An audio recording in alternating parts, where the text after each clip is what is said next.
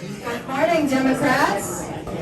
My name is Laura Wilkinson-Sinton. I am the proud president of the Coronado Democratic Club, the oldest and I believe now the largest Democratic club in San Diego County in 1888. So give yourselves an applause here.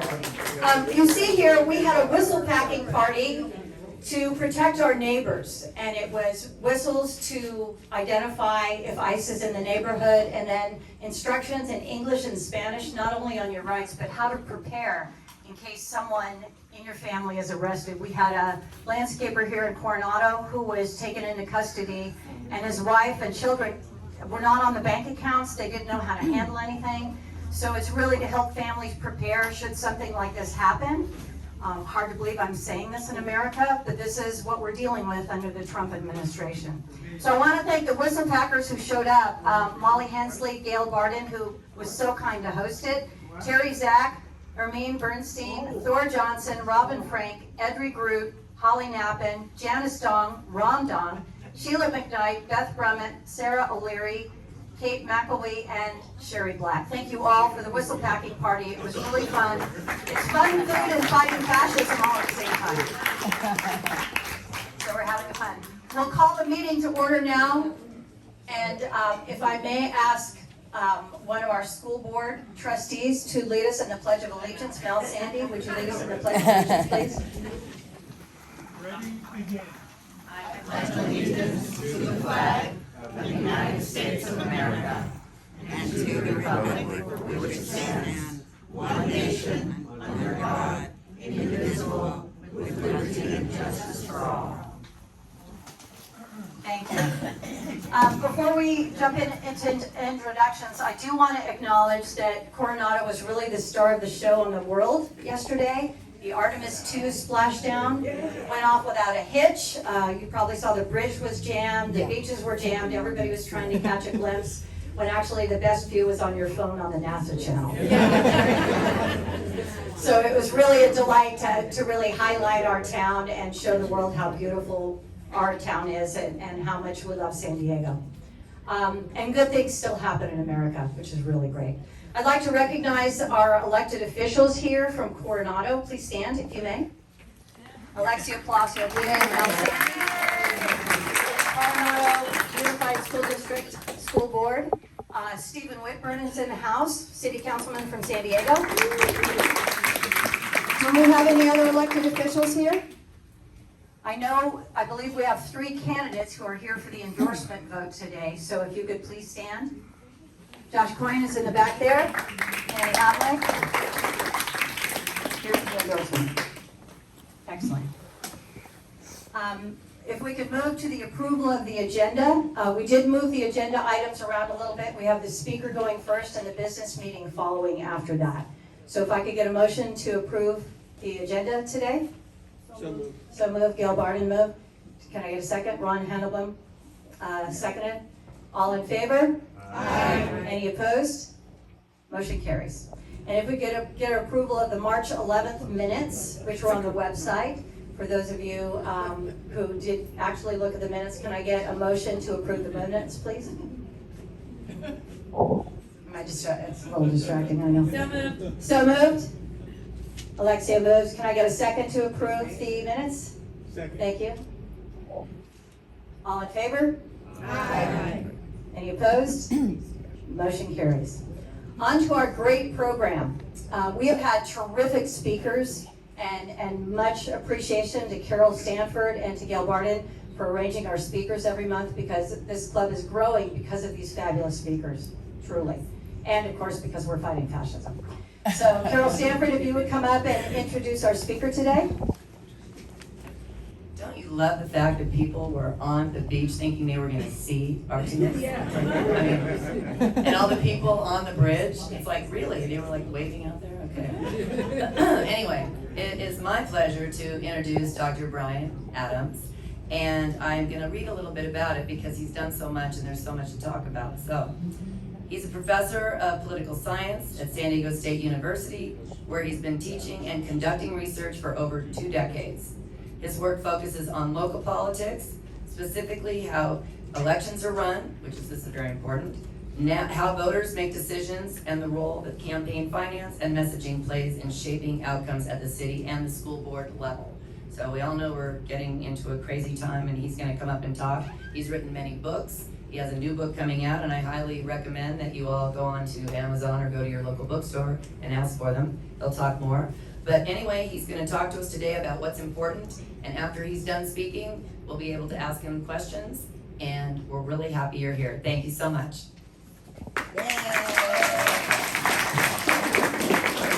Thank you for the invitation. I'm delighted to be here. It's been, I think, I looked over my notes. Last time I was here, I think it was 2014. It's been a while. I want to talk a little bit about local elections today and some research recent research I've been doing with some colleagues on local elections. I started at SDSU in 2003, and one of the big changes that we've seen in local elections since then is a nationalization of local elections. I mean, it used to be that what happened in national politics had very little influence over who got elected locally, that you can have a big partisan wave on a national level, and it would have minimal impact on who actually got elected. Locally, local elections were decided based on local issues, on local candidates and things along those lines.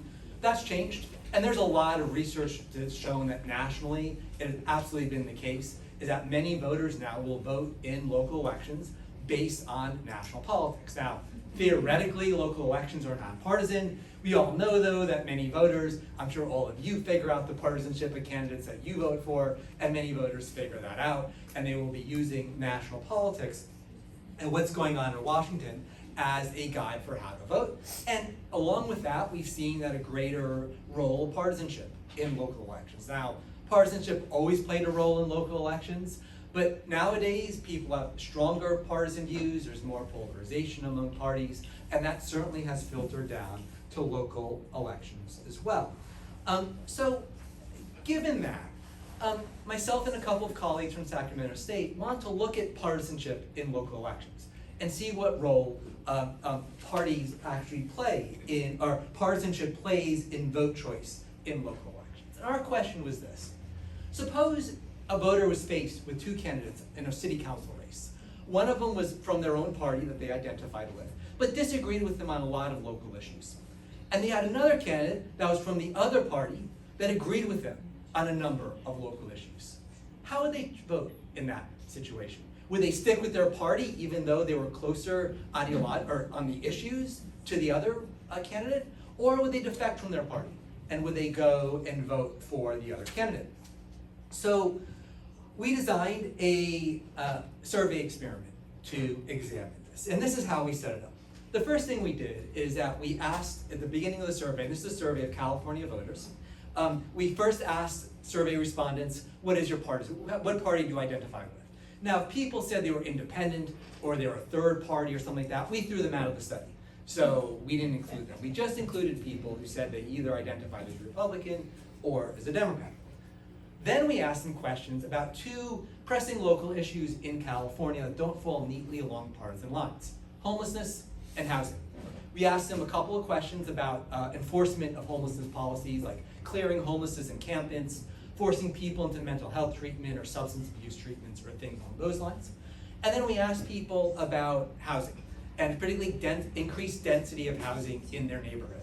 Now, neither of those issues fall neatly along Republican-Democrat lines. In fact, we were really surprised that housing density questions were pretty much evenly split, 50-50, between Republicans. Oh, sorry, is that better? Yeah, all right. So the housing question on housing density was split pretty much evenly 50-50 between Republicans and Democrats in our survey. And the homelessness question, Republicans leaned a little bit more towards sort of an enforcement first approach, but there were still a large number of Democrats who agreed with things like clearing homeless encampments and so on and so forth. So these weren't issues that were like obviously partisan issues one way or the other. Okay, so we asked about partisanship, we asked about the issues, then. Can you get better mic? Oh, okay. Try that. All right, is that, all right, Just hold it up for us, yes, yeah. okay. Great. Sure, no problem. So, after we asked them about their partisanship, and then we asked them about their view on these local issues. We then gave them a hypothetical scenario between two candidates. Now, this was a survey experiment, so we had a control group. And the control group received a choice between a candidate from their party that they identify with, that also agreed with them on the issues, and then a candidate from the other party that they disagreed with. Well, that's an obvious choice, right? Of course, that control group is always going to choose the candidate from their own party. But the other half of the survey got a choice between a candidate from the party that they identify with, who disagreed with them on housing and homelessness, or a choice between a candidate from the other party. Wait for that to go by. And then a choice from, so start that again. The choice was between a candidate from their party who disagreed with them on housing and homelessness, and a candidate from the other party who agreed with them on housing and homelessness. And we wanted to see whether those voters would stick with their party. Would they stay loyal to their party, or would they abandon their party to vote for the candidate that actually agreed with them on these two really important local issues? The majority of candidates stuck with their party. About 60% of voters, or respondents in our survey, said, yeah, I'm gonna vote for my party even though I actually agree more on these policy issues for the candidate from the other party. That said, there were a number of voters who actually did defect from their party. I mean, so yeah, 60%, it's a majority, they stayed loyal to their party, but 40% defection from a party is actually a fairly high number. We actually asked a follow-up question. This is an open-ended question, like asking the respondents, why did you vote for the candidate that you voted for? We got some really interesting responses. Some people were like, well, I always vote Democrat. I don't care what they believe. I'm never gonna vote for a Republican. We had other people saying things like, oh, I only vote on policy. I don't care about partisanship as long as they believe the right things. Then we had questions, and one of my more favorite quotes here, quote, this candidate made sense with adding housing, although it really hurt me to vote for them. And so we had a bunch of respondents that were like, I don't want to vote for that Republican, but I agree with them on some issues. So what to make about all of this? Well, first of all, party loyalty is real. My party, good or bad, there are a large number of voters who will stick to their party irrespective of how bad their party leaders are doing, how much they agree with their party leaders, and so forth. We're certainly seeing that a lot with a lot of Republican support for Trump and so forth, right? So there are some voters who are like that will stay loyal to their party. But there's a large number that are willing to defect under the right circumstances. I think a lot of pundits, and a lot of political scientists too, assume that we're in a place now where people always vote a straight party line. That people will simply vote for their party straight down the line and no questions asked. It doesn't really matter what the issues are. Some political scientists have referred to this as tribal politics, which I actually think is a bit insulting to tribes. But I don't think that's a really good label for what's actually going on. Because of course, most of the time, most people, candidates from the party that they identify with are going to agree with them on the issues anyway, so there's really not much of a choice. When there is a disagreement between issues and party, there are a lot of voters that are willing to change. I think in the literature, the way they explain this, they call it conditional party loyalty. Yes, people are loyal to their party, but under the right conditions, a large number of people are willing to shift. And I think that dynamic is greater on a local level than it is on a national level, right? I think on a national level, Big question, were you talking about local candidates or national candidates? Yeah, not local. It was about a city council candidate. Correct, thank you. So I think on a national level, I think party loyalty is greater. Loyalty may not be the right word. Straight party voting on a national level, I think, is greater. Locally, I think this survey suggests that it's not as great. Yes, it's real. Party loyalty really does matter. But there are a large number of voters who are willing to shift. Of course, you may be saying, well, wait a minute, but we don't see this that often, right? That most local voters do vote a straight party ticket. I mean, we don't see, Democrats winning in heavily red places or Republicans winning in heavily blue places. Well, yes, but that's largely because parties, they tend to nominate candidates who are appeal to activists in the party, not appeal to voters of the other party, right? Now, that wasn't always the case, right? If you go back 30 or 40 years, when Democrats would put forward candidates in Republican-leaning areas, they would put forward conservative Democrats who had a shot to try to appeal to have that crossover vote and appeal to Republican voters. Same thing, Republicans, I know this is hard to imagine a liberal Republican, but at one point 40 years ago, there was such a thing, and they would run in local races in democratically leaning areas. Parties have gotten away from that. So nowadays, parties rarely nominate people who are gonna have any crossover appeal.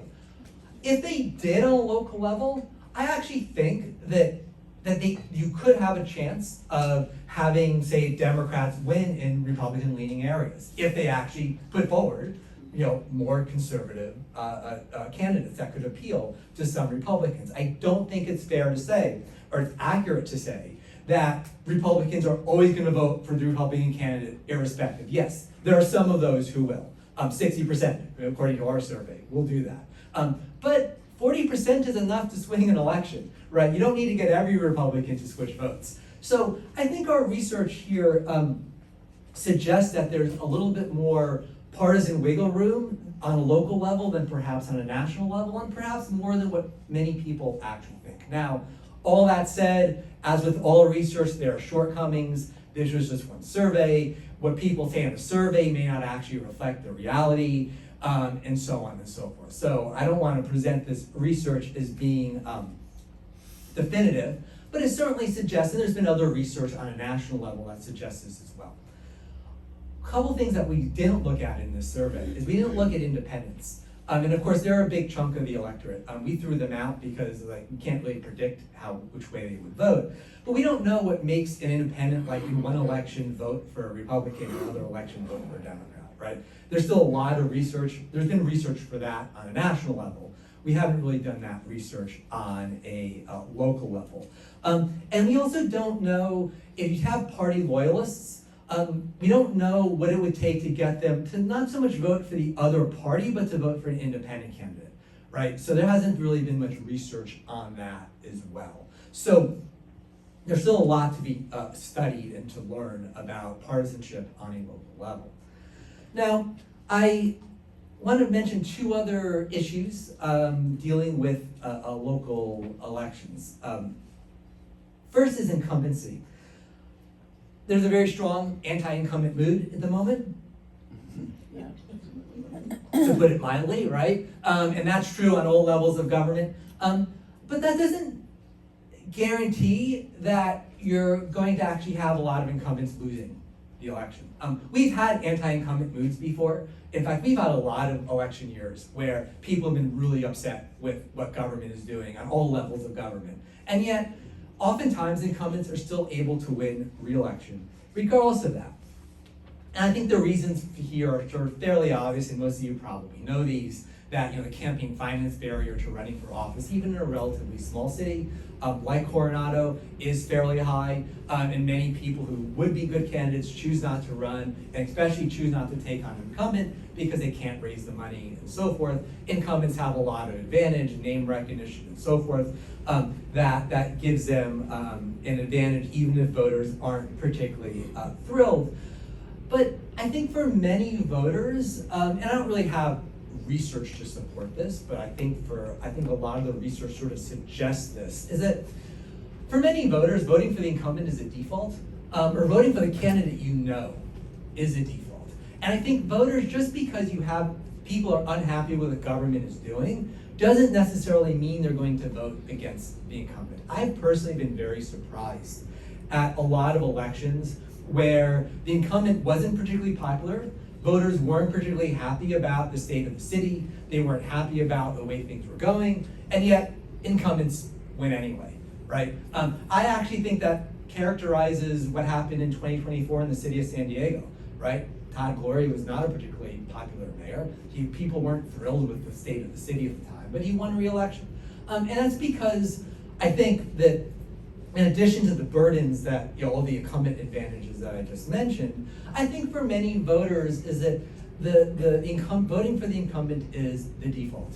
And they will choose the incumbent unless you give them a really good reason not to, right? And we, as political scientists, we've never really, I think, pinned down the reasoning behind that. We've never really, we know that there's massive incumbency advantage, and this is true at all levels of government. I'm sure you all know that, for members of Congress, they have like 80-something% re-election rate consistently year after year, despite the fact their approval rating is like 20%, right? And that's true also on a state or a local level as well.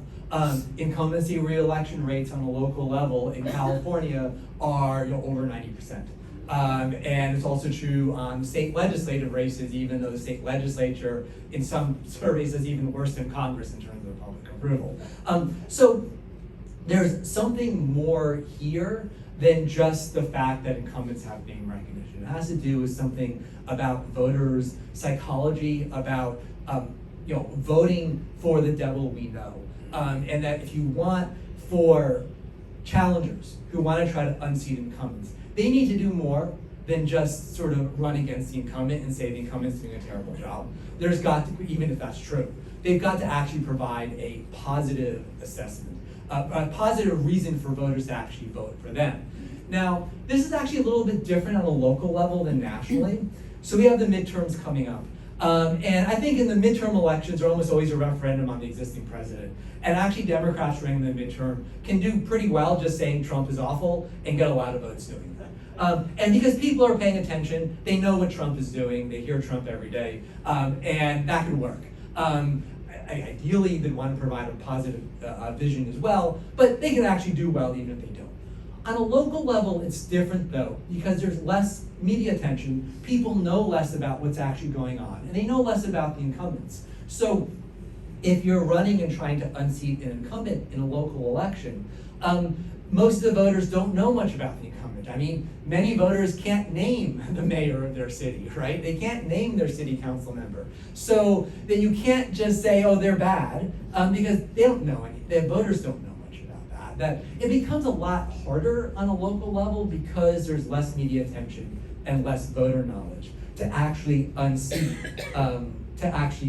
incumbents. So all that said, it's not clear to me that we are going to see a year where we see lots of incumbents lose. Yeah, voters are really unhappy, and they're unhappy nationally, they're unhappy on a state level. I mean, public approval ratings of the governor and state legislature are really bad, and they're unhappy locally. I don't know about Coronado per se. I live in the city of San Diego, and certainly they're unhappy there. But that unhappiness doesn't translate into incumbents losing automatically. Voters, one thing that voters could do is say, I'm unhappy, I'm simply going to vote against all the incumbents because I don't like the way the government is running. You would think that would be a reasonable thing for voters to do, and there's no evidence that voters actually do that. That voters, even if they're unhappy about the state of government, the state of the country, the state of their city or whatever, they still tend to stick with their incumbents. Now, political scientists haven't done a really good job of explaining why that is, especially on a local level. We haven't really done a good job with that. But I think that definitely is a pattern that we've noticed. So, one more issue I wanted to talk about is ballot designations. These are the occupations that are listed on the ballot in California in lieu of party, right? You've all seen them when you go and vote, that it's listed, so-and-so candidate, and it's listed their occupation underneath. Fun fact, California is the only state in the country that actually has these statewide. There are a few other races around the country, like some states will do them for judicial races, some states will do it for like school board races. No other state does it for pretty much every local race in the entire state. So California is really unique here. And because we're unique and because this isn't really done that often, there's actually very little research on whether these ballot designations actually really matter. Candidates think they matter. Candidates do go out of their way to try to come with a ballot designation they think will be really useful and helpful. And then their opponents will sue them saying that ballot designation isn't accurate. And the way this works is that you have to put down a ballot designation that is related to how you earn your living. Now you have a lot of flexibility in that, right? So I could list professor, I could list educator, I could list political scientist, I could list, university employee or something like that, right? So you have a lot of flexibility in terms of what you put down as your ballot designation, but it's got to be related to how you actually make a living. You can't just make something up, right? So there's actually very little research on this. And again, with my colleagues at Sacramento State, we wanted to see, well, do these matter? Do voters actually really pay attention? Is listing a certain type of occupation on the ballot give you a big edge? And in particular, we wanted to know about whether candidates who list a business owner or business person or something like that, does it give them an advantage? There is this conventional wisdom that voters prefer candidates with a business background. That your average voter prefers to have a candidate that is successful in business, much more so than a person who has a political background or political experience, right? That's the conventional wisdom. I've been hearing this for decades and decades about how candidates who have a business background have this inherent advantage because voters see that as being more valuable than having political experience. So we wanted to test that. Well, is it true that candidates who list a business owner or business person as their ballot designation, does it give them advantage in local races? So we had two pieces to this study.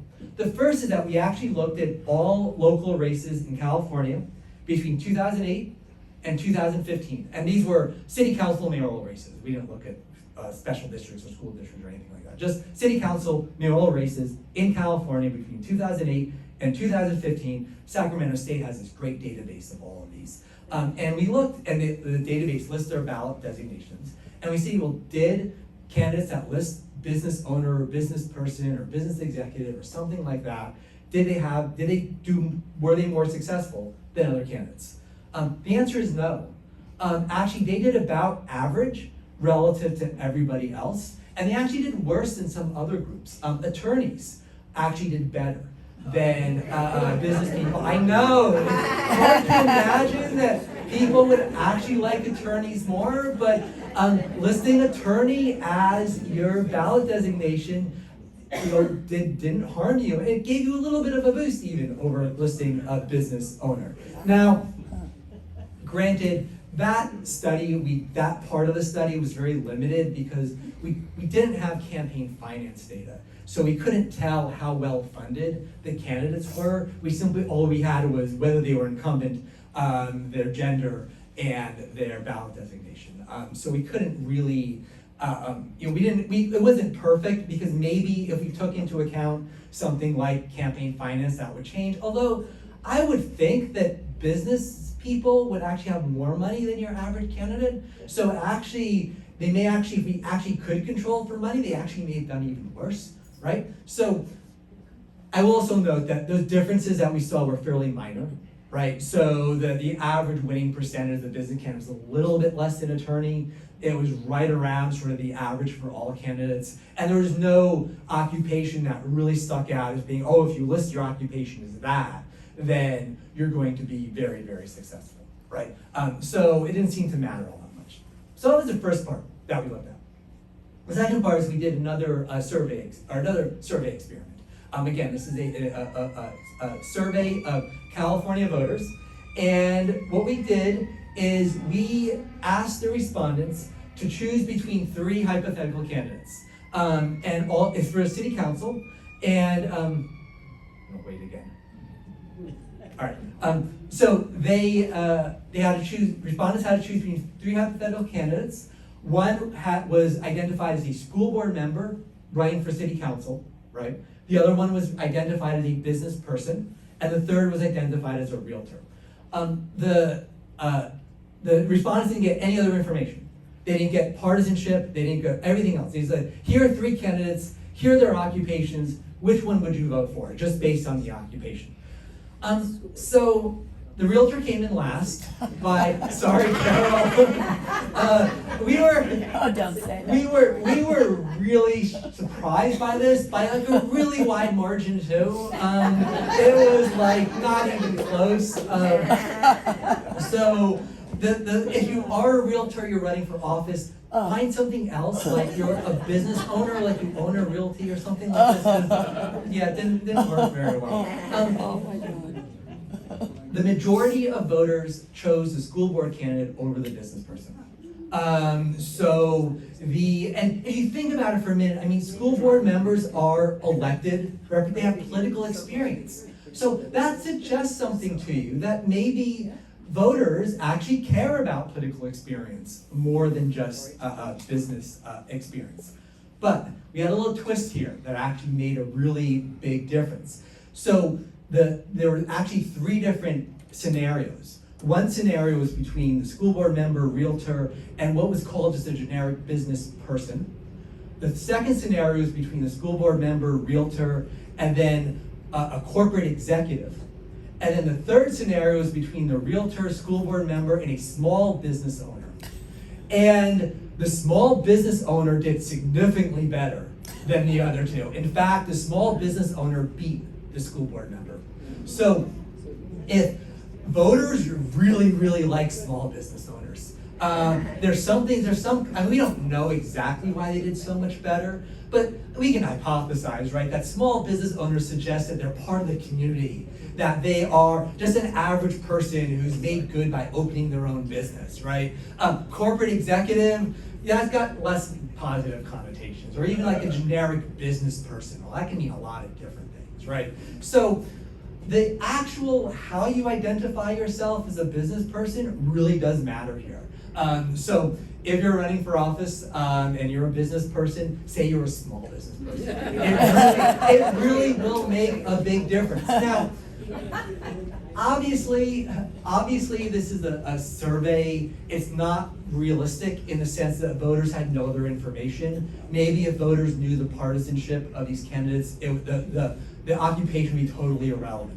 Maybe you knew something else about the candidates, they wouldn't pay attention to occupations. So I certainly don't want to make the case that ballot designations are really critical, or that this research shows that they're really important. That's not what we're trying to do here. We're just trying to see whether differences in ballot designations could actually make a difference. That said, for many voters in city council races where they don't really follow the race that closely, many voters go into the polling booth not knowing anything about the candidates. I mean, you probably know people like that. I'm sure all of you know a lot about the candidates, but your average voter may not know all that much, right? So these ballot designations could really matter.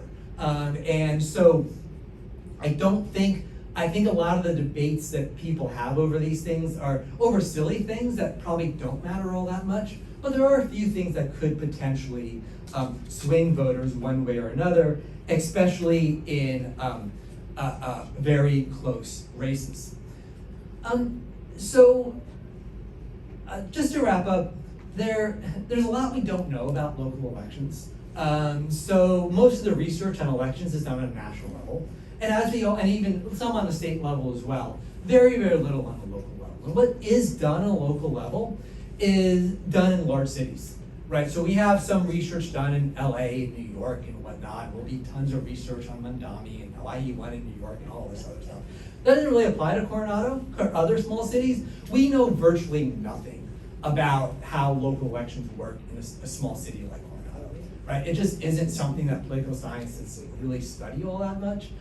So a lot of this is guesswork. A lot of it is trying to infer from these larger cities to smaller cities and so forth.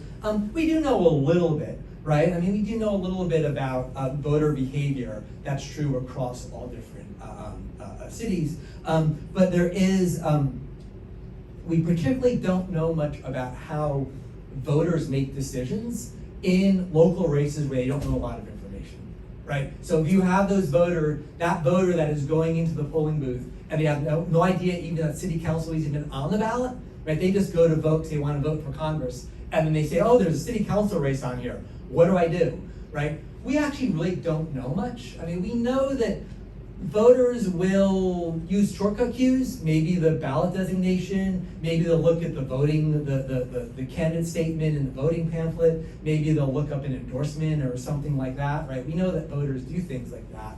We don't know which shortcut cues they use in local elections. So there's still a lot of stuff that we don't know. Well, I'll stop there and I'm happy to answer any questions that you have. That's really good. Bunch of questions. Yes.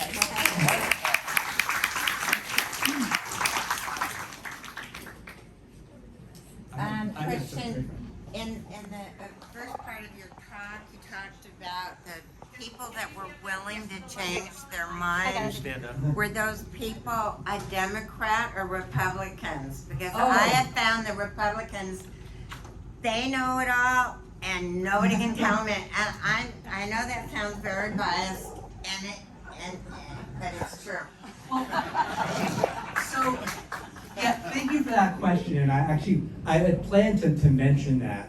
So there's this conventional wisdom that Republicans are more loyal to their party than Democrats are, which I think is kind of what you're getting at, right? Is that their Republicans will always vote Republican and they're never going to switch. While Democrats, Not just loyalty, but they know what's right, and that's, yeah.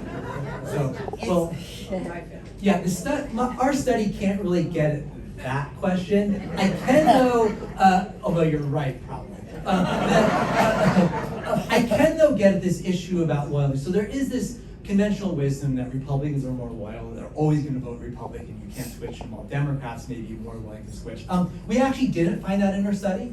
We actually found that it was both 60% of both Democrats and Republicans were loyal to their party, and the other 40% were willing to shift. So we didn't find any partisan differences there. Now, maybe on different issues, maybe in a different state, we could potentially find some of those. So again, this is just California voters, and we were just looking at homelessness and housing and so forth. So maybe in different aspects we would, but in this study anyway, we actually didn't find very big partisan differences in terms of their actual loyalty. Thank you. We have time for 2 more questions. We have a pretty full agenda. Let somebody else, because mine's too similar to yours. You had a question, yeah? Does anyone else? Oh, Mel has a question. What can we do as a Democratic club to ensure that a Democrat gets elected governor of California?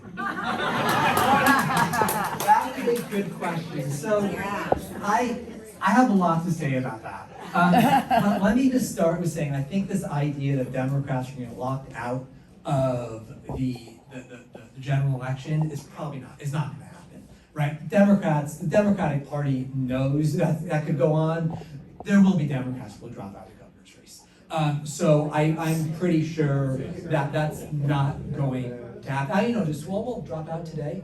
Did you see this morning? I don't Yeah. work on it. He's working on it. But anyway, I actually don't think that's a realistic scenario. I actually think it's a more realistic scenario that enough Democrats drop out where you can actually end up getting 2 Democrats in the runoff election. I mean, especially if it's depending on Hilton's only polling at 20% or something, right? I mean, you could plausibly imagine 2 Democrats if enough of them dropped out. And typically, what happens is that candidates run out of money, right? So that hasn't happened yet, but at some point it will. Some of these candidates that aren't polling very well, donors are going to say, I'm not going to give you any more money because you're polling at 3%, and therefore they're going to have no more money and they're going to have to drop out. I think what a lot of the candidates are doing is they're waiting in the hope the Democratic Party dangles some carrots in front of them to say, well, if you drop out, we'll give you this nice cushy job over here, or if you drop out, we'll maybe endorse you in this other race in this next election or whatever. So I suspect a lot of the candidates are just sort of playing for time, and they're trying to see what they can get out of it because they know the Democratic Party really wants them to drop out. So I think they will, though. At the end of the day, I actually think over the next month, you will see a large number of those Democrats dropping out of the race, and we won't be locked out. But then again, I should preface all that by saying I'm really bad at predictions. So I know you probably all like that prediction, but I'm really not very good at it, so I wouldn't put any money based on what I'm saying here. and one last question. What about the studies on the physical differences of the Democratic and Republican brain? One by Psychology Today, it usually says fear versus altruism.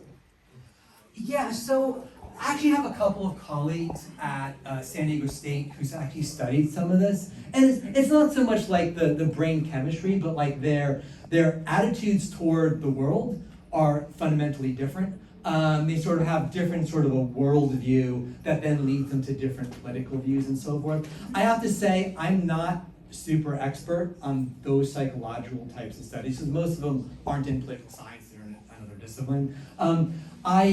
I'm personally somewhat skeptical of a lot of that research, just because of the way that they do the research and there's issues with causality about whether people are Republican because of those different sort of ways they think about the world, or whether they think about the world differently because they're Republican. And so there's a lot of nuances there. I think in the popular press, they often it's a very complex literature, and it's a very sort of nuanced literature that people have looked at. And I think in the popular press, it often gets very simplified about sort of what they're actually finding. There is, though, there is research that shows that Republicans and Democrats do really think differently about the world. And there are some real cognitive differences there. It's not just a matter of isolated policy views. There's more of sort of a fundamental worldview difference. So. Yep.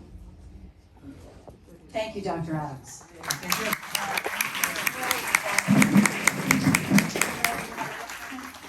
You have a gift for him? Oh, no, I just. Oh, there we go. So we have a gift certificate from Better Buzz Coffee for you, because we figured a political scientist needs the coffee. Thank you so much. That was really informative and very helpful. We did have a late arrival of another candidate. This is Tia Ramirez for Superior Court Judge. All of us who have watched these Supreme Court decisions over the last few years with absolute horror now know how important the judiciary is. Tia, Tia, you can stand up. And I'll invite the three candidates. Yeah, we won't have time for your speak, and we won't invite you to the next one, but we invite everyone to talk to her. She is the only Democrat running in this race for Superior Court Judge in San Diego County. So remember that name, Tia Ramirez. And thank you. So we're on to the endorsement part of our agenda. As you know, as a chartered member of the San Diego Democratic Party, as a chartered club, that electing Democrats is the most important thing we can do. And if we become docile about that, we wind up with the administration that we have today. So we have become very active in that.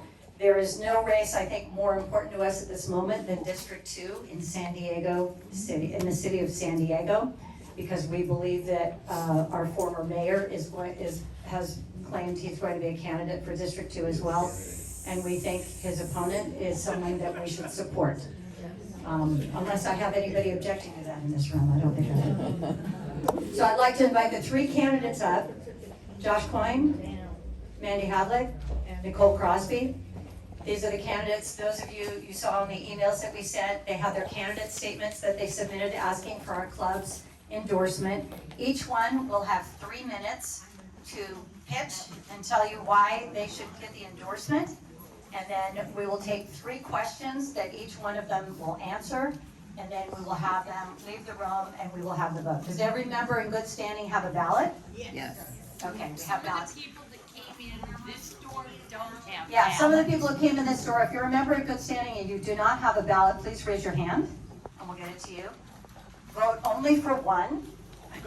Our bylaws require that we have a 60% vote for one of them. If we do not reach that, we will take the top 2 vote getters and vote again, per our bylaws. Are there any questions in terms of that? I have my ballot. Who do I give it to? You have your ballot. You get Frank King is the ballot master over there in the back with the black vest on, and he will be counting the ballots. Can you give this my complete?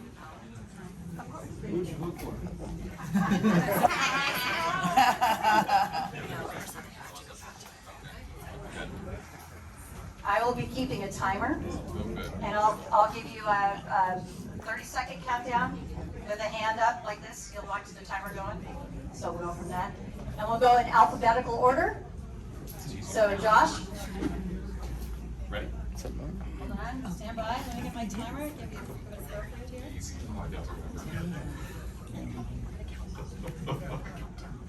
We've been doing this a lot. We're very friendly up here. It's been nice. Sometimes I don't remember which order we go in. That's the joke. Timer. Let's give it up for Laura. Isn't she doing a great job? Thanks a lot. Still new to this. Carol Stanford What are will we have to doing, talk- 30 seconds? No, 3 minutes. Oh, 3 minutes. Each gets 3 minutes. Okay. 30 seconds, and you don't have to go the whole 3 minutes. You know that? The auctioneer. But 30 seconds would be pretty tough. Yeah, but, you know, look at it. Okay, hold on. I'm trying to get it to you. Okay, got it. Okay, start. Okay, good morning, everyone. My name is Josh Coyne. I'm proud to be a candidate for San Diego City Council, District 2. I'm the proud son of a small business owner and a grocery store clerk. We'll see how it does on the ballot. I love it. And the proud older brother of a police officer as well. I found my way to San Diego through education. I worked at the University of San Diego for a number of years, a very transformative space for college students. I fell in love with my city while I was here. I moved in a very cold winter in Buffalo, New York, moved here. Yes, and fell in love with my city, getting involved and active, but also fell in love with my now husband, John, where we've called Point Loma our home for close to 10 years. So we have a beautiful view of your city from our deck, but it's great to be here. You know, I went to bed last night, as we alluded to and started the meeting, a truly proud American about what we can do when we accomplish our work together, right off the coast of San Diego. And then I woke up this morning and realized Donald Trump was still president, and we had a lot more work to do. So it's very great to be in a space full of folks ready to commit to doing the work. And I want to be very clear about something. All of us up here are running against a Republican, we're running against the former mayor of Coronado, and we are very clear that what he is trying to do to our city, bring us back to 2015, is not something that we will stand for. And what we need to do is ensure that we elect a candidate that has the experience and the approach to ensure that Richard Bailey does not become the council member of the 2nd District of San Diego. And I want to be clear that the issues facing the city of San Diego, as you heard from Brian, which was an excellent presentation, I was taking a lot of notes, I think that we have a lot that we can do to rebuild trust. Every door that I knock and talk to is exactly the talking points that Richard is talking about. It's very clear that folks are frustrated. But what we have to do as Democrats is unite that we have the experience to address those issues on homelessness with compassion. We have the issues to address our budget, not by taking it on the backs of city employees, but investing in our city with revenue generation from Sacramento or Washington, D.C., and ensure that our families can ensure that they can live in this great city that we call home. Well, you'll call home here, but you can come over anytime. Except for Richard, he moved there. But I will say it's extremely important, right? And I will just end by saying thank you all for being involved. It's extremely important. I got involved in this race because of homelessness. I'm tired of 800 people living on the streets of downtown. No generation should go. 30 seconds. Thank you. No generation should be elected again without addressing this crisis, because it's extremely important that we move forward to address our cost of living, rebuild trust, and establish our future for our families. I'm Josh Coyne, and I look forward to the conversation. Thanks very much. Thank you. Good job. Stand by. Hold on. Recess. Standing by. Let's get this going here. I'm trying to do it. Hold on. Here we go. Okay. Ready? Ready. Ready. Let's do it. Good morning, everyone. I'm Nicole Crosby, and I'm running for San Diego City Council District 2. I live in Claremont with my husband Josh and our daughter Audrey. She's 8 years old in our neighborhood elementary school. I'm the PTA president at Holmes Elementary School, and I'm the immediate past president of the Claremont Town Council. And Claremont is one of the biggest neighborhoods in the city of San Diego. But I'm a working mom, so during the day, I'm a deputy city attorney. I've been a chief deputy city attorney, and I've prosecuted gun crimes, domestic violence, hate crimes. Right now, I do housing protection and civil code compliance. I've worked really closely with our police and fire department to get our homeless neighbors who call 911 every single day access to our county resources that are really hard for even the most educated and most equipped people to get. And that is how we're gonna make our system more affordable. That is what's gonna save our city a lot of dollars. And I'm proud to be endorsed by the San Diego City firefighters. As a longtime city worker, I've been there for over a decade. I've worked with a number of departments. I've seen what workers want and how we can make communication better across departments and up and down, from the workers at the park and the library, up to the mayor. And we need to make sure that there is transparency and that we are paying attention, because that is what is reflected in our community. And the Municipal Employees Association is the largest union in the city, and they have also endorsed my race because they know that I stand for working people. And when we go back to basics, we're thinking about the regular people who work day in and day out. And so often people just don't want to think about government. And when they're not thinking about government, it means things are going right. And then when they are thinking about it, it's very traumatizing, and people are upset about that.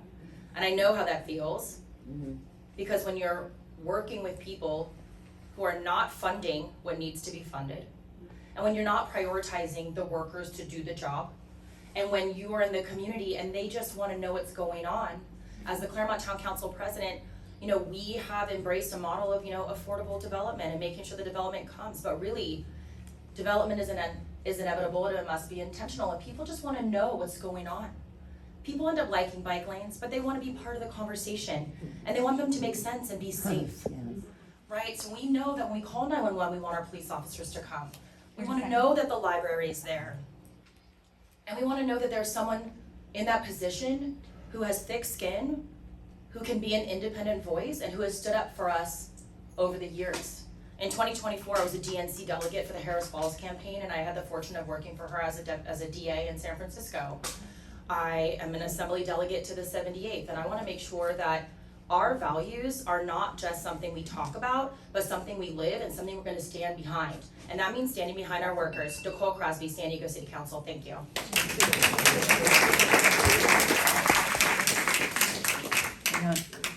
Ready? Good morning, Coronado Dems. Mandy, Havlik, also a candidate for San Diego City Council. I'm a member of this club, a mom to 2 teenagers, and I'm a wife to a Navy combat veteran. That's what got my family here to San Diego, so I know what it means to serve and sacrifice. I live across the water in Point Loma, and I show up for my community in a variety of ways. I'm a Rotarian. I'm a member of the La Playa Auxiliary that generates over $700,000 per year for Rady Children's Hospital. I'm also the first vice chair of the Peninsula Community Planning Board, which is the community planning board for my neighborhood. I've been elected by my neighbors the last 7 years to advocate for them. I'm also the first vice chair of Sunset Cliffs Natural Park Council. Our Sunset Cliffs is a natural asset on the coastline. I am the environmental candidate. I believe we need a city that works for us. I talk to neighbors every single day. They don't feel that they have a seat at the table when it comes to how our city's growing, how safe our communities are, the traffic safety, the growth of our communities, the lack of infrastructure investment. And as we grow our city, I'm asking for smart and safe growth as we continue to address affordability. You can count on me to fight for you and be a voice of the people, someone who's not just going to be a rubber stamp, someone who's going to ask questions and really lean into the community. I come from the community. I'm a survivor of child marriage. We talk about Richard Bailey. He's a fundamentalist in some way. I was born and raised in a Christian fundamentalist church. I've got the PhD in oppression. And we need someone who knows the devil that they're fighting and can stand up to him and say, oh, you're not anything but a recycled politician. The only thing sustainable about him is his grift. And I believe we need someone who's going to fight back and really stand up with the community. We have a lot of people who run for a variety of reasons. And I started my advocacy in the neighborhood because people do not feel heard or represented by our leaders in San Diego. And we need someone who's going to champion for that change, someone who's felt powerless and knows the power of people. And I've exemplified that change. I've got a track record of service in my neighborhood. I am known in my neighborhood because of lifting up my voice and the actions to bringing the change I want to see. We need to progress our party forward and our communities forward. And again, we need someone who's going to fight for us. I've been endorsed by the Democratic Women's Club of San Diego County, the Blue Dream Democratic Club, my home base club, OB Point Loma Democratic Club, as well as SXFA, the Animal Advocacy, and also Housing for San Diegans. I believe, again, we need to build a city that works for us, and I'm your fighter. Learn more at mandyhavlik.com. Let's give it up for these 3 courageous candidates.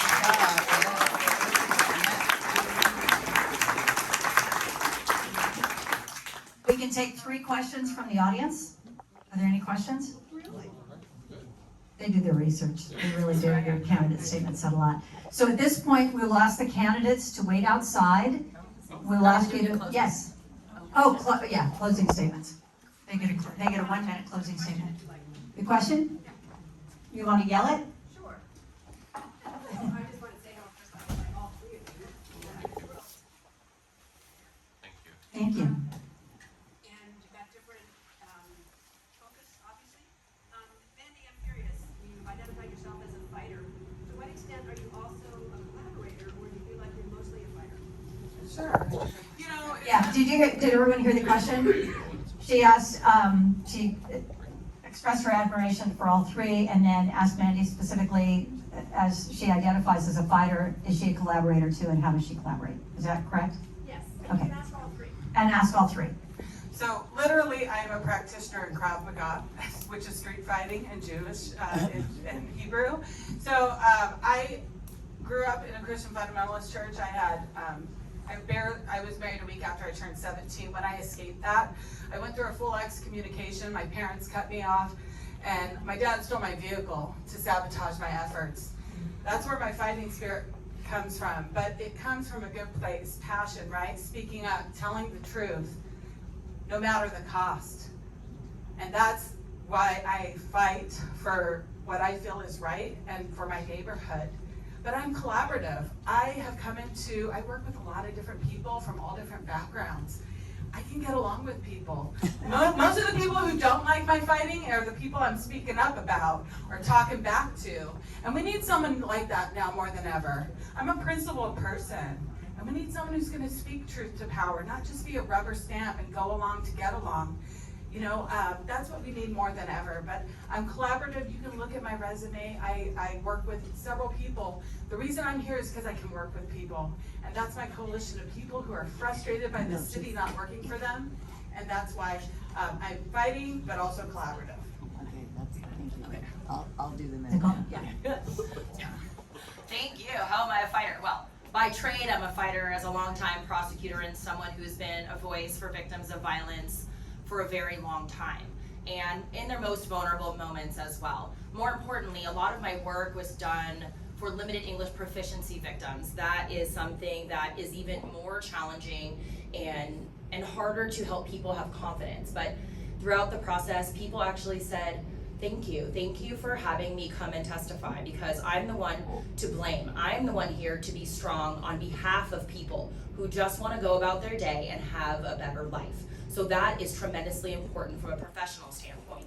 I have thick skin, but it's really not about throwing people under the bus. This is about being professional, about being transparent and honest. Like, as an attorney, a longtime attorney, almost 20 years, you know, it's about transparency. It's about doing your research, and it's making sure that that research and that evidence goes to the members of your community so they know why we are making decisions and why we are, you know, spending monies in the way we are. Thank you.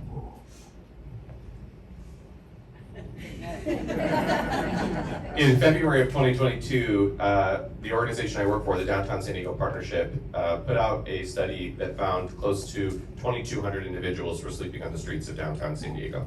2,200 individuals, over that number. And what I'm really proud of is the work that we have done together to fight to ensure that folks do not have the sidewalk to call their home. It is not a home. They deserve the resources in a place that they can continue to find their stability and achieve and get the resources that they need. As someone who's also worked at City Hall, I understand the complexities of policy. I understand the nuances, but I also understand, thanks to Councilmember Stephen Wilbur, who I'm proud to be endorsed by, the work that we have done together, right, with the business community, with the police department, and with the nonprofits to sit in a room and talk about how it is that we can find a compassionate approach to end street homelessness. Not another generation, as I mentioned, of leaders should go by at the city of San Diego without addressing the street homelessness crisis. As the 4th largest economy, the 8th largest state, it is unacceptable that now 800 individuals still call the sidewalk their home. I will fight to ensure that we have those folks find a way home. Thank you. And they each get if there's no more questions, they each get a 1-minute closing statement. I'll start again. Yeah. Quick question. Yeah, oh, we do have one more question. Move here.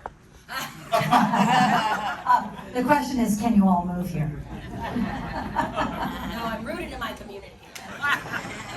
Search department's still open, maybe. I thank you all so much for caring. As I said, to show up in this space has been electric. I think all of it, I don't want to speak for all of them, but I would say this is one of the best rooms that I've been in a long time, where we see the compassion and the energy, right, to address our cities, our region's greatest problems that we have in common. In 2016, I was on the crisis lines, ensuring that our LGBT youth had the resources that they needed to succeed when Donald Trump was first elected. 2020, when COVID hit, our businesses and our families had the resources that they need. And as I told you in 2020, when we saw those numbers, I'm sorry, in 2022, when we saw those numbers on street homelessness, I was there to fight with our community to ensure that the mayor delivered those resources that we need. I believe that our best days are ahead of us if we're in the room together to address them. We have to ensure that we fight to ensure that our city moves forward, right? Rebuild trust, as I mentioned, and ensure that we get our families to stabilize and ensure they can see a future here. Again, I'm Josh Coyne. You can learn more at electjoshcoyne.com. Thank you so much for your interest.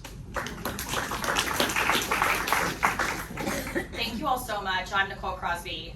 I'm the endorsed candidate by the San Diego County Democratic Party. I've been endorsed by the Working Families Party, the San Diego and Imperial Counties Labor Council, the Building Trades. I have been supported by so many of our elected leaders. Assemblymember Darshana Patel, Supervisor Monica Montgomery Stepp, Supervisor Paloma Aguirre, who is working so hard to create, safer air for all of us, and so many different Democratic clubs. And that is a testament to the unification and professionalism, because customarily people don't think, oh, you're a prosecutor and you're a Democrat, and that's just weird, right? But it's about doing the right thing, and people know where you're coming from, and people respect you when you're honest. We cannot pretend that public safety doesn't matter. And as a public safety candidate, I am proud to make sure that we are doing it the right way, and that our officers and our firefighters are equipped. But at the same time, as a city worker and a longtime union supporter, my mom worked nights because even when I was a kid a million years ago, childcare was expensive then. So Nicole Crosby, San Diego City Council, I hope to earn your support. Thank you. I am the community-minded candidate and the environmental candidate. I know the power of people because it was my community that saved me when I escaped my child marriage experience. We need a city that works for us. I talk to the neighbors every single day. They feel like they're being priced out of our neighborhoods. They can't afford even the groceries, the SDG&E bill. It's not just about housing anymore. And they feel disconnected from the leadership at City Hall. When they call, they don't get responsiveness, or they feel like they're tied to other special interests other than the community. And we need someone who's gonna stand with the neighborhood. We need to progress our communities forward with someone who is not just gonna talk about the issues, but be a person of action. And that's what makes me different. I'm a person of action. I don't just talk about the problems, I'm trying to find the solutions. Whether it comes to traffic safety, infrastructure, the growth of our communities, the environment. You can count on me not just to talk about the issues, but to be in the same rooms that are trying to find the solutions. You can learn about me at mandyhavlik.com. Thank you for having us today. Thank you very much. And if we could ask you to please step out, and we'll take your ballot. No listening through the door. Well, can we vote?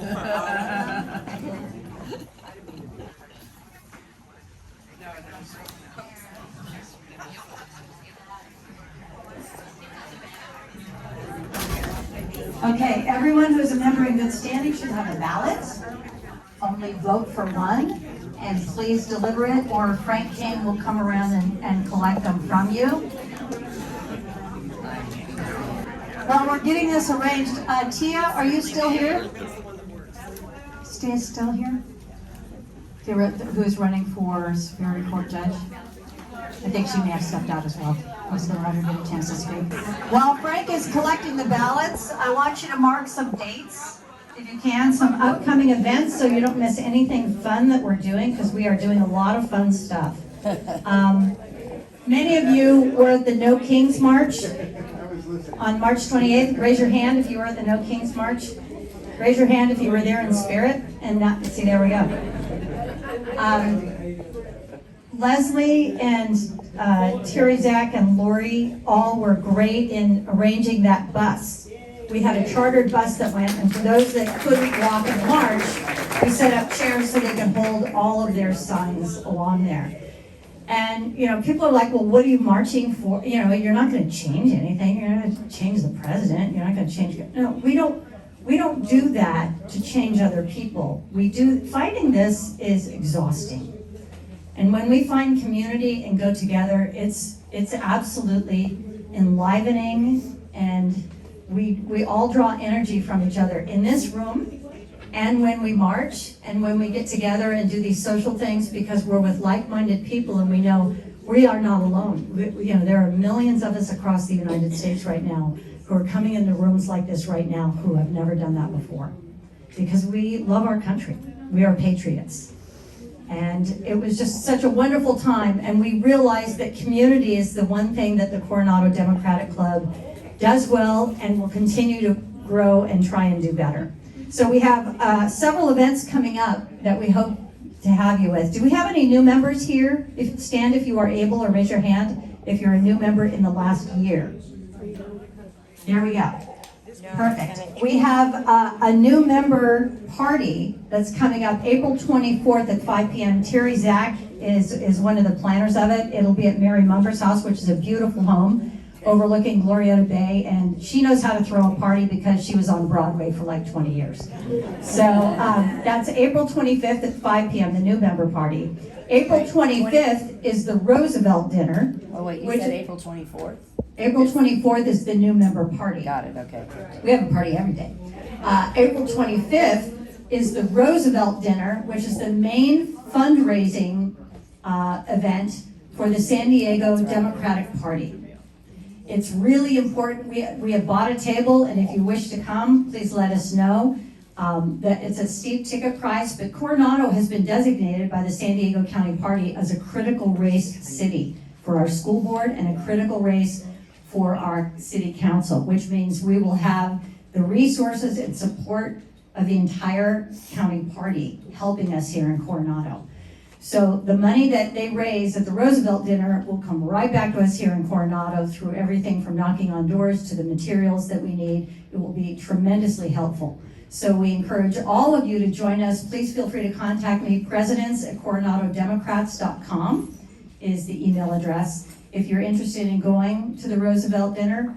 And we have bought a table, and I believe Steve Whitburn has bought a second table and is inviting some of the members from here to join too. What does it cost? It's $160 per person. Okay. The date. The date is April 25th, and I believe it starts at 5 p.m. Is that correct? 5:30. 5:30. It starts at 5:30. So that'll be April 25th. Also coming up, May 30th, our annual Blue Wave Brunch at Feast and Fairway, and Ron Mandelbaum has a few more words about that. It will feature our Secretary of State, Shirley Weber, California Secretary of State. That's a big speaker. And her daughter, who is our state senator, Akila Weber Pearson, will be introducing her mother. So we have our state senator at our Blue Wave Brunch introducing her mother, who is the Secretary of State for the great Golden State of California. So we're very excited about that. That will be at Feast and Fairway. You can get tickets online. You can pay via Zelle if you want to, or by check, or by credit card. And you can go on our website to find out more about that. We're updating a lot of things with our website. We haven't even tackled that yet, but we're getting, our technology is changing a little bit, so we appreciate your patience on that. And then, of course, the July 4th Coronado annual 4th of July parade. There were some members who actually joined because they saw us in the parade who mentioned that to me today.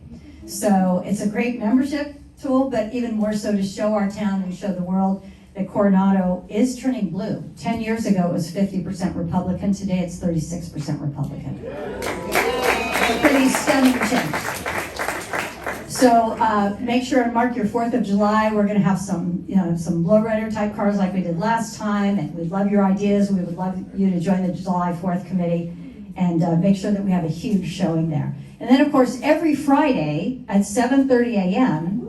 at Orange and 3rd, and I see many of you here who carry your signs there religiously, and we have our protest. We have our street protest against our administration and against all of the terrible things that these cabinet members are doing. And we actually have the Coronado Young Dems in the house too with Sean, and they're active participants of it. Sean will have a few words for us in a minute. So make sure and mark all of those dates as we come up. We'll bump up to the treasurer's report. We'll get through a few reports here while Frank is still counting ballots. Becky is not here today. Becky Emerson is our treasurer, and Kat, you're in the house somewhere. Kat will be our treasurer when Becky goes back up to Santa Cruz for the summer. So we do have that, and we have, let's see, $20,700 in the bank. So that's a pretty substantial amount of money, and we're growing new membership as we go, but that's what we have, $20,700. That's the treasurer's report. And if you have any questions, you can feel free to ask me. Our secretary, Patty Florida's charter, had to drop pretty much everything and go up and take care of a pretty severe family emergency in the Central Valley. So we hope you'll keep Patty in your thoughts. We have Molly Hensley, who is our pro tem secretary today, taking minutes, so we appreciate that, Molly. Thank you. And we asked Patty to give it a little time, see if she wants to do some of this remotely or not. She wanted to resign as secretary, and we said, take a breath and see what the situation is on the ground. We'd love to have you in any capacity. So please keep Patty in your thoughts going forward with that. Recruitment, we have some great committees and some great committee members, and every committee member gets a name tag, gets their own personal name tag. So, and it's really a fun way to have community. I mean, I think the whistle packing party was one of the funnest things I've been to, and to be around such like-minded people is really wonderful. We'll do a few committee reports while we're here. Lori, do you want to speak to the membership committee, where we are on that? No. I love it. Well, from the looks of this meeting, you're doing a great job. I mean, honestly. I take no credit for anything. No, you're so fun. But thank you, Laura. Thank you for stepping up, for learning Join It, for being our committee chair there for the membership committee. Kat, do you want to speak to scholarship? Oh, sure. So the, scholarship. I'll get this to you. Oh, she's gonna make it out of this. I know how to use this. I know how to use these things. Okay. So our scholarship committee met recently to review 35 applicants for Southwest College Scholarship. We sent our ratings back to the college, and then the college is going to notify us in a couple of weeks if they go with our top candidates. So we'll know soon who those individuals are, and then we'll invite them to a meeting to meet all of you if they're able and willing to do that. And then we just posted our Coronado High School scholarship application, and we already have one applicant. That doesn't close until April 30th, so we have some more time to see if we get some more applicants for that as well. That's it? Okay. On to the Public Policy Committee. Does anyone from the PPC want to report? I know you have a meeting coming up. The best cops are slinking down in their chairs. Oh my God. Nothing to report from the Public Policy Committee? We have a meeting on Tuesday. We have a meeting on Tuesday, April 14th, the Public Policy Committee. And for those of you who don't know, the Public Policy Committee is it's a great watchdog on our city council. And they do a write-up of what was discussed. Yes? Oh, sorry, different one. For example, I would never have known that our Mayor John Duncan and our City Councilman Mark Fleming voted against bringing an agenda item to ban offshore oil drilling off the coast of Coronado. I know that sounds horrifying. And if you listen to what they said was, of course, we don't want this to happen, but they voted against having this as an agenda item to actually have a proclamation. So it's not what you say, it's what you do that matters. So our Public Policy Committee, they rotate and go to the city council meetings, they report back, tell us what's happening. It's really valuable information of what's going on in our town, because personally, I don't want representatives who aren't going to stand up against oil drilling off of my coast. I mean, it's just as simple as that. So, and there are many other items too. Many of you know about Bart Fleming, our city councilman, bringing forth a policy change to support ICE 4 days after Alex Preddy was murdered. Most people don't know that happens in our city council meetings, and our public policy committee is terrific with that. And if you'd like to join, make sure and send me a note and we'll forward it on. So this is really important information to know, because I would never have known that without the public policy committee. I can't make it at all the city council meetings on Tuesdays. If we could move on to the events and the Blue Wave Brunch. Ron, you want to come up? The Blue Wave Brunch is designed to be a fun event. And so I want everybody here to show up. If you think it was easy to get Shirley Weber as a speaker, you got another thing coming. And then to get her daughter to come and introduce her. How sweet is that? Seriously, it's going to be a fun event.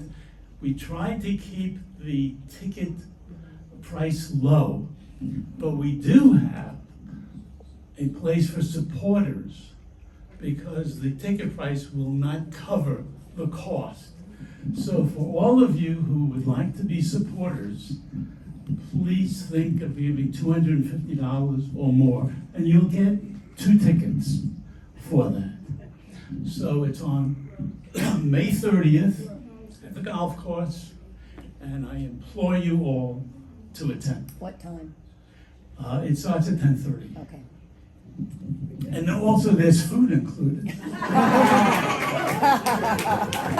Oh, by the way, you can apply, you can pay a fee for the brunch. You can do it here, you can do it by Zelle. We're trying to make it very, very easy for you. We have one more report before we get to new business and old business and the results of that. Sean, would you care to come up from the Coronado High School Young Dems Club? There we go. Oh, fantastic. All right. Good morning, everybody. I'm here from the Coronado Young Dems and from Coronado High School Stop the Sewage Club. These are 2 passions of mine. You want this? You don't need it. He doesn't need it. These are 2, speaking with microphones fine. These are 2 passions of mine that I've been embracing throughout my time at Coronado High School. I'm now a senior, so in the next 6 to 8 weeks, we'll be passing on the baton for these 2 groups to the next young and spiffy group of advocates. But I'm here I have 4 slides. Laura said no more than 5, so I'm doing 4 slides. And so I'm here from Stop the Sewage and Young Dems. Here's a little update. We got a Friday morning protest. We write letters to the editor, and we went to No Kings. I'd like to celebrate.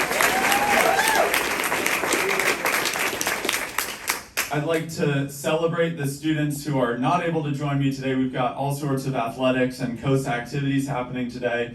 But we have a whole squad. We love showing up, and we will keep bringing down the mean age on Friday mornings as much as we can. So that's what we're up to on the partisan side. On the apartisan, not apolitical, typo there. Through Stop the Sewage, we've been taking lots of apartisan action to solve the Tijuana River Valley sewage crisis. You can see here some glorious pictures of us. We have a picture from our Sacramento trip, from our protest that we host on the beach, and from a proclamation we received from the San Diego County Board of Supervisors last December. So we host monthly meetings. We have over 80 members. We are the largest student-run club on CHS campus, and we've earned the CUSD Club of the Year 2 years in a row, and they're gonna vote us for the 3-peat hopefully in a couple months here, and we'll receive that in June if we attain that. You can see our accolades. We have a proclamation. We've taken 3 trips to Sacramento so far. Club of the Year. We did a 400 signature petition. We were just talking about City Council doing some dirty things. So when they said they weren't going to declare an emergency over the sewage, we said, no, we're going to do a petition, and we fixed that right up for them back in 2024. 450 letters. We went to the school board. We said, hey, school board, you guys should stand up for your students who are breathing in this air. Silver Strand Elementary School is less than 1,000 yards away from the toxic air being churned up in the beach. We said, hey, help us raise some noise, and they helped us lead a 450 letter writing campaign led through all 4 schools in the school district up to Sacramento. That was also back in 2024. We've done 4 protests and demonstrations, 10 speeches, I can count 11 now, over 2,000 hours of collective service between our 80 club members, whether that's at club meetings, writing letters, helping with petitions, going up on trips, going to protests, writing articles. And in that, we've gone up and we've helped pass 4 state bills and $150 million in funding from California from our lobbying visits. Of course, we're not the only ones doing those things, but we're glad to help out. So, I mean, the inevitable why I'm up here, I'm asking for money. But, so we're about to take our 4th trip up to Sacramento, the state capital, to partake in World Oceans Day, which is a large lobbying event through the entire state of California. We have hundreds of people that meet up in Sacramento, and we take lobbying meetings throughout the day. We have an agenda that talks about oil, as we were talking about, talks about sewage, talks about turtles, talks about plastic, but we're gonna be focusing on sewage. We have 27 participants from the Coronado High School Stop the Sewage Club going up that time. That's 22 students, 5 chaperones, including our school board president is going with us. We're very happy to have Trustee Kavanaugh coming with us. So we'd love your support if you can support in any way possible. It costs $200 per student to get them up there, and we don't charge any money to the students. So we ask for donations from you guys, we can ask for donations from students, but we're not charging money, it's not a mandatory donation from them, and so we're asking for community support to help keep making this available for those students. And I'd also really like to thank Laura. She's been our amazing mentor for that, and I'm really thankful for her, and I'm really thankful for you guys. So thank you so much for your time, and I really enjoyed this meeting and our amazing speakers, so thank you guys so much. Calling for Senator, coming to a ballot in your future. Thank you. So we have the results and of the candidates, and we appreciate all of you coming. You're all tremendously talented and tremendously qualified, all of you. And we so appreciate you coming to our town and seeking our endorsement. The results of the vote was Nicole Crosby with 49 votes, 66%. Josh Coyne with 11 votes, 15%. And Mandy Havlik with 14 votes, 19%. So Nicole Crosby receives the endorsement from the Coronado Democratic Club. Thank you so much for coming, all of you. 2 last things. Do we have any old business? Do we have any new business?